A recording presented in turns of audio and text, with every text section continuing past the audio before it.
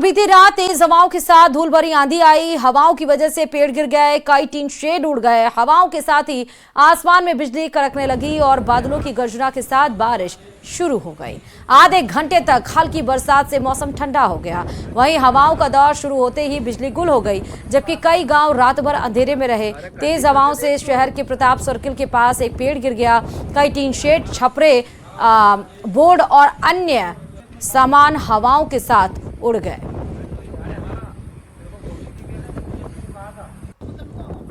अरे कंडीशन में देख तो बड़ी खबर इस वक्त की है। अचानक से देखिए, भीषण गर्मी से तो राहत आपको मिली, अचानक से मौसम ने करवट बदला। तेज आंधी, तेज तूफान, तेज बारिश, लेकिन इस वजह से कई सारे लोगों का नुकसान भी हुआ। जहां पर आप देखिए टीन शेड, छपरे कई सारे उड़ गए, तो वहीं कहीं पेड़ गिरे, कहीं टीन शेड उड़े, कहीं तेज हवाओं के साथ धूल भरी आंधी भी यहां पर चली है। और प्रदेश में इन दोनों भीषण गर्मी के बीच, मतलब इन दिनों भीषण गर्मी के बीच मौसम बदला बदला सा नजर आ रहा और कई इलाकों में अचानक मौसम ने करवट ली है और कहीं ओलावृष्टि के साथ तेज बारिश देखी गई, तो कहीं तेज आंधी तूफान के साथ बारिश का दौर भी देखा गया। वहीं सिरोही जिले के माउंट आबू में पिछले 3 दिनों से अचानक मौसम बदला बदला सा नजर आ रहा, जिसके चलते कल रात से मौसम सुहाना हो चुका। अच्छा लग रहा है। 42 डिग्री में से सीधा 22 डिग्री में आके नज़ारा बहुत ही अच्छा है। आप कहाँ से हैं? हम बड़ोदरा से हैं। बहुत ही प्यारा मौसम है, यहाँ का वेदर बहुत सपोर्टिव है। यहाँ जरूर आना चाहिए, अपना वेकेशन स्पेंड करो, अपनी फैमिली के साथ स्पेंड करो। It's a very supportive vacation. आप क्या कहना चाहेंगे? बहुत अच्छा मौसम है। हमारे हैदराबाद में बहुत गर्मी है, यहाँ का मौसम बहुत अच्छा है। जोधपुर में तो काफी गर्मी है और यहाँ आज मौसम बहुत अच्छा हुआ है। सुबह का मौसम देखने लायक था, बहुत ही अच्छा था, बहुत अच्छा मौसम। माउंट आबू का मौसम तो एकदम बढ़िया बन गया है। जैसे बारिश का मौसम होता है, धुंध निकली हुई है, पर्यटक भी काफी आ रहे हैं। बढ़िया मौसम है, घूमने लायक। क्या गुजरात में देखो तो कुछ अलग ही वेदर रहता है। गुजरात में हम बड़ौदा से आए और वहाँ आज 43 जितना टेम्परेचर रहता है। और चलिए बड़ी खबर इस वक्त की आपको बता रहे हैं। आप सबको पता है कि गुजरात दौरे पर मुख्यमंत्री भजनलाल शर्मा हैं और आज और कल वो गुजरात के केवड़िया में प्रशिक्षण शिविर और स्थानीय कार्यक्रम जो होंगे उसमें शामिल होंगे। शिविर में सभी बीजेपी विधायक भी शामिल होंगे। विधायकों के ठहरने की व्यवस्था सरदार सरोवर किनारे की गई है। बड़ी खबर है। और आज सुबह की तस्वीरें निकल कर आई थी गुजरात के केवड़िया से, जब मॉर्निंग वॉक करते हुए नजर आए थे। उनके साथ मंत्री भूपेंद्र यादव भी थे और साथ ही कई विधायक बीजेपी के नजर आए थे। कल उन्होंने जेपी नड्डा से मुलाकात की थी और एयरपोर्ट पर उनका स्वागत भी भव्य तरीके से किया गया था। आज मॉर्निंग वॉक की सीधे तस्वीरें। और ये 6 और 7 मई को जो शिविर होगा उसमें मुख्यमंत्री शामिल होंगे, बीजेपी के विधायक उसमें शामिल होंगे। विधायकों के ठहरने की व्यवस्था सरदार सरोवर किनारे की गई है।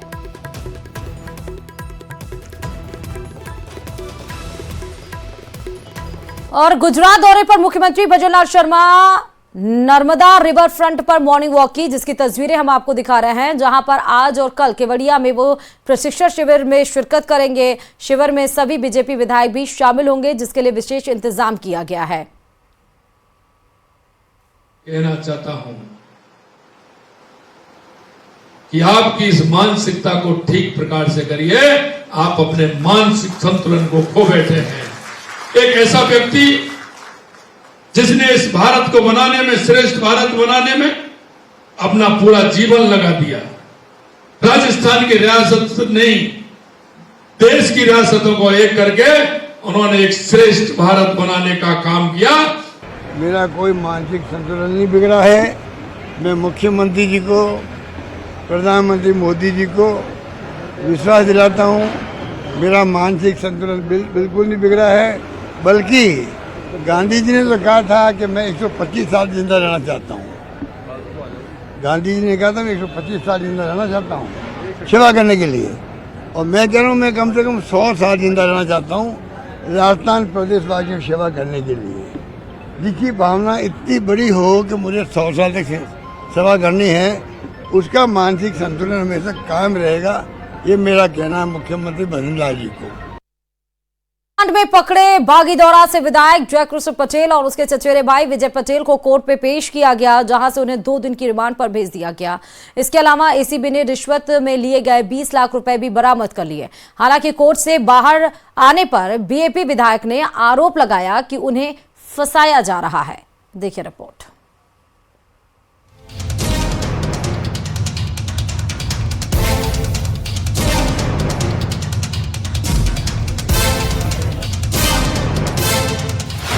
2 दिन की रिमांड पर एमएलए जयकृष्ण पटेल। एसीबी ने बरामद की रिश्वतखोरी की रकम। विधायक ने लगाया फंसाने का आरोप। कुछ कहेंगे वो तो दबाओ, वो उधर नहीं है। सीढ़ियों से चले जाओ, सीढ़ियों से नहीं है क्या? खनन से जुड़े सवालों को विधानसभा में न उठाने के लिए रिश्वत मांगने के आरोपी बीएपी विधायक जयकृष्ण पटेल को उनके सरकारी आवास से गिरफ्तारी के बाद एसीबी के कोर्ट में पेश किया, जहां से उन्हें और उनके चचेरे भाई विजय पटेल को 2 दिन की रिमांड पर भेज दिया गया है। इसके अलावा एसीबी ने रिश्वत के 20 लाख रुपए भी बरामद कर लिए हैं, जिन्हें किसी परिचित के घर जमीन में गड़वाया गया था। दरअसल रविवार को एमएलए जयकृष्ण पटेल की गिरफ्तारी के वक्त उनका रिश्तेदार रिश्वत के पैसे को लेकर उनका करीबी फरार हो गया था। दूसरी तरफ एसीबी ने विधायक क्वार्टर्स के सभी सीसीटीवी फुटेज को सीज कर लिया है। सर्वर रूम की एफएसएल से जांच करवाई जाएगी।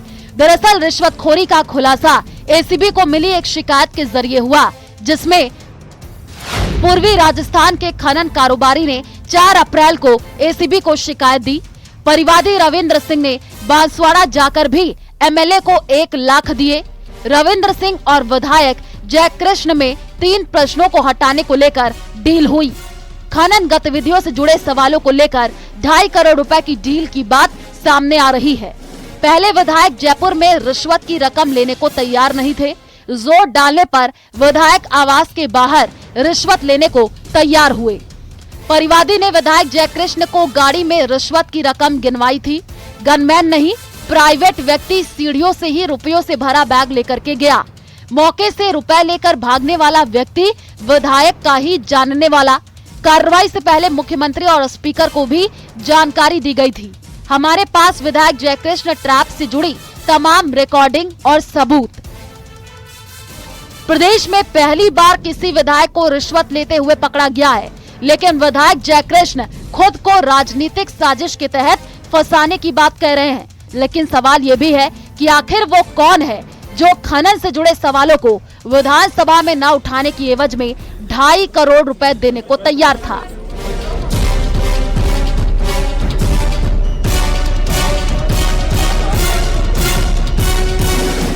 पूर्वी राजस्थान के खनन कारोबारी से 2.5 करोड़ रुपए की रिश्वत के लेन देन के प्रकरण में एसीबी ने बागीदोरा के विधायक जयकृष्ण पटेल और उनके दलाल की भूमिका निभा रहे चचेरे भाई विजय कुमार पटेल को कोर्ट में पेश किया, जहां पर एसीबी कोर्ट ने इन दोनों आरोपियों को 2 दिन के रिमांड पर भेजा। कोर्ट में पेशी के बाद एसीबी ने 4 दिन का रिमांड मांगा था, लेकिन कोर्ट ने 2 दिन का रिमांड दिया। इस बीच एसीबी की टीम विधायक जयकृष्ण पटेल और विजय कुमार पटेल को वापस से एसीबी मुख्यालय लेकर के गई है, जहां पर उनसे गहनता से पूछताछ की जाएगी।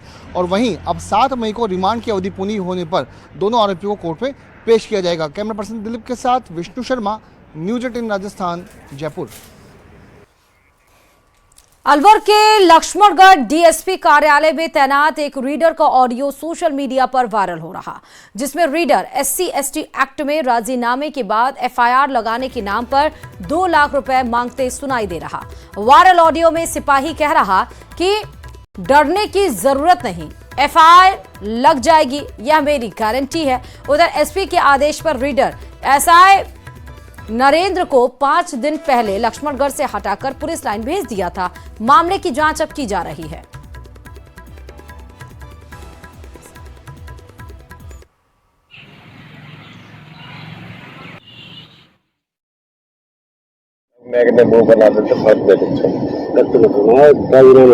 हाँ हो गया, ये फॉर्मेलिटी है, होनी पड़ेगी, मुकदमा दर्ज है दोनों तरफ से, तुम्हारा भी दर्ज है उसका भी दर्ज है। चाहे तो हाथ में लगा लगे कुछ नक्की करो, अरे तो कहते फॉर्मेलिटी करनी पड़ेगी मुकदमा में, ये मेरी गारंटी है, कुछ भी नहीं होगा। ठीक, अगली फॉर्मेलिटी पूरी करनी, आपको विश्वास है तो मानेकर हो जाएगा, तेरा FIR लग जाएगी। अब सीधे घर की बात है तो पैसा का इंतजाम कर लो, मैं सीएम दे दो, ये पकड़ो सब, ठीक है। मैंने 50,000 लाख ये लाख लेगा घर का यार, तुमको यही तो है ना, भूखे नंगे हो, बेकारी हो, बेकारी का ऐसे कोई अपन को देखे रहो ना, बहुत बड़ा साहब, बहुत ज्यादा नाटक बता, ये मुकदमा बनाना चाहिए। गजिस्ट्रेट ऑफिसर होता है और 335 दिन के ऊपर हाई कोर्ट से जमानत नहीं है। ये कम नहीं है अलग वाले के बारे में। कितने तक मिलेगा ये बता दो। 1.5 तक माने कर कोशिश करते हैं लिया माने कर मेरी गारंटी ऐसा लग जाएगी और डरने को जरूरत नहीं। मैं तुम बेटा मैं तुम्हारे ऊपर विश्वास करूँ। मैं कह रहा हूँ तेरे से डरने को जरूरत नहीं। आज ही आ जाओ जब मैंने बात कल तो कल तू ही कर ले सब मैं कर लूँ बात है मैं कर लूँगा तू कर ले सब मैं कर लूँ बात है। मैंने इस बात करके मैं आ रहा हूँ।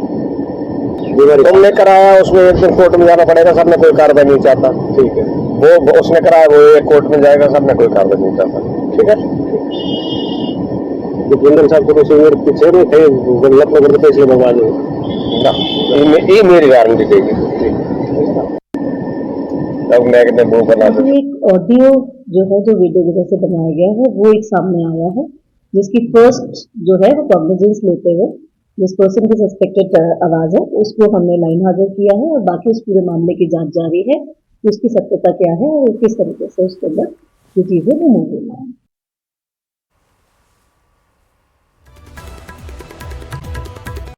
बालासागर थाना पुलिस ने बड़ी कार्रवाई करते हुए ठगी करने वाली गैंग का खुलासा किया है और ये गैंग सस्ती ब्याज दर पर लोन दिलाने का झांसा देकर ठगी करता था। पुलिस ने गैंग की महिला सरगना और उसके साथी को गिरफ्तार किया। आरोपियों ने बारा के एक युवक से 20,65,000 रुपए की ठगी की थी और जिसके बाद पुलिस ने मामला दर्ज किया और अब तक इस मामले में 4 आरोपियों की गिरफ्तारी की जा चुकी है। पूछताछ में सामने आया कि सभी मिलकर गाजियाबाद में फर्जी लोन दिलाने का ऑफिस चलाते थे जो देश भर में तकनीक की मदद से लोन लेने वालों का पता करते थे, फिर कॉल कर उन्हें सस्ता लोन दिलाने के नाम पर ठगी करते थे। जो कॉलिंग वगैरह करती थी महिला सोनी खातून करती थी और ये अपना आपको ये बिरला आदित्य बिरला फाइनेंस के फर्जी लोन अप्रूवल कराने के लिए अपना आपको कर्मचारी बता के लोन अप्रूवल करा के ग्राहकों को ठगते थे।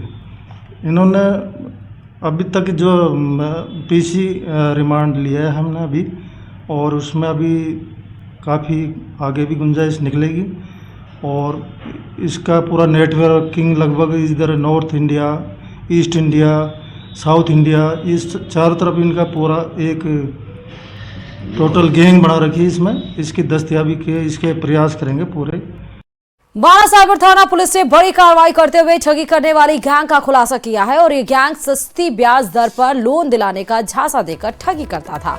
पुलिस ने गैंग की महिला सरगना और उसके साथी को गिरफ्तार किया।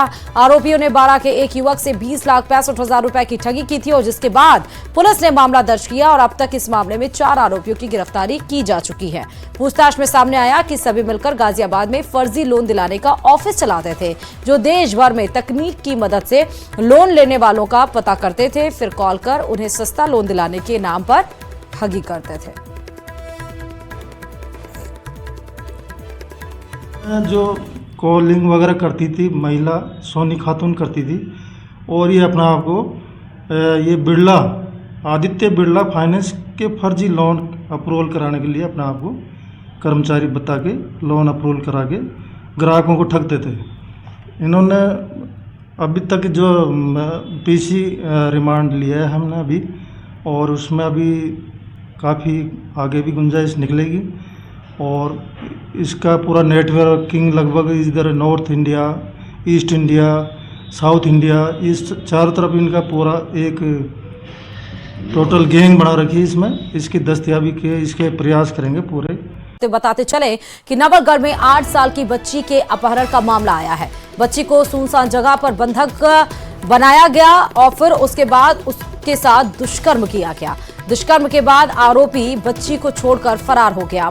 घटना के बाद नवलगढ़ कस्बे के लोगों में गुस्सा है। नवलगढ़ थाने पर सर्व समाज ने रात को धरना शुरू कर दिया था। आरोपी को जल्द गिरफ्तार करने की मांग यहां पर प्रदर्शनकारियों के तहत की जा रही है। पुलिस सीसीटीवी फुटेज खंगाल रही है। आरोपी अभी तक पुलिस की पकड़ से दूर है। रात की तस्वीरें आप देखिए जब सर्व समाज यहां पर बच्ची के साथ दुष्कर्म के मामले में आक्रोशित हो उठा और जमकर इन्होंने प्रदर्शन किया, विरोध जताया और आरोपी की पकड़ने की मांग की। पुलिस सीसीटीवी फुटेज खंगाल रही है लेकिन अभी तक पुलिस के हाथ आरोपी नहीं लगा है।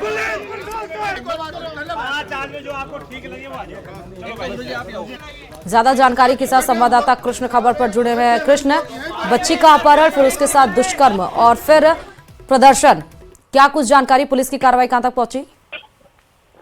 जी मैं आपको बता दूं कि नवलगढ़ कस्बे में रविवार रात को अपनी परिजनों के साथ आई बच्ची को एक बाइक सवार है वो मदद के बहाने बाइक पर बैठा के ले गया और उसके बाद उसने आगे जाकर बाइक में पेट्रोल खत्म होने का बहाना बनाते हुए बच्ची को है वो एकांत में ले गया और इसके बाद बच्ची को 4 घंटे तक बंधक बनाकर रखा और उसके साथ दरिंदगी की।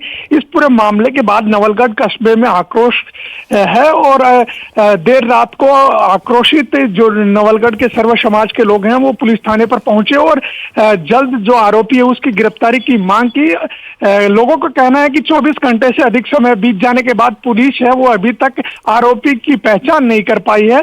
गिरफ्तारी तो बड़ी दूर की बात है। वहीं आज सर्व समाज की ओर से नवलगढ़ कस्बे के बंद का आह्वान भी किया गया है। पुलिस का कहना है कि पुलिस लगातार कार्रवाई कर रही है और जिन जिन जगहों पर सीसीटीवी लगे हुए हैं उनसे फुटेज है वो खंगाले जा रहे हैं। कुछ जगहों पर जो बाइक सवार है वो सीसीटीवी फुटेज में नजर आया है, तो पुलिस सीसीटीवी फुटेज के आधार पर अपनी जांच आगे बढ़ाने की बात कर रही है। जी हाँ, क्या अभी भी इसको लेकर प्रदर्शन हो रहा है? क्योंकि देर रात तक तो प्रदर्शन हुआ, अभी तक प्रदर्शन के लिए धरना पे ही बैठे हुए हैं।